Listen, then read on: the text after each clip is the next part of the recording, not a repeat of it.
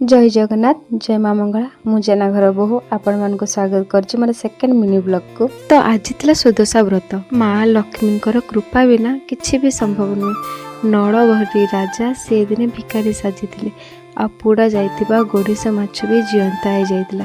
पुणी से माँ कृपारू से तांकर राजगादी आ तांकर ऐश्वर्य पुणी फेरी पाइथिले। सेमिति आम जीवन में महालक्ष्मी कृपा रही निहाती दरकार। से सब कृपार प्राप्ति आ मनर शांति आम एमती पूजा अर्चना घर घर करि थाउ।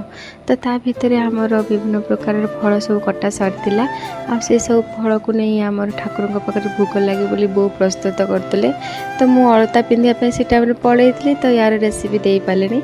जदि आपण मानक यार रेसिपी दरकार तो मत निहाती कमेंट रे जणांतु। हाँ मु चेष्टा करी रेसिपी आनिबा। ओडिया घरे जो कौन सी पर्वपर्वाणी हो कि पूजा अर्चना हो अलता पिंधाटा तो निहाती दरकार।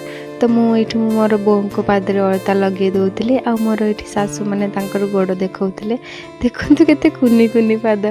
आठी मो मामा से जो व्रत गंठी बांधती ना मामा से व्रत बांधुले। तो ये भितर मुझे पलि आसली ठाकुर घर को आसला बेलू सब सज भी हो सारा आ मो सासू मैंने भी आसी पहुँची। आम ए सुदशा व्रत कथा पढ़ू आमर जो गंठी पड़े ताको आम ए पकेबा।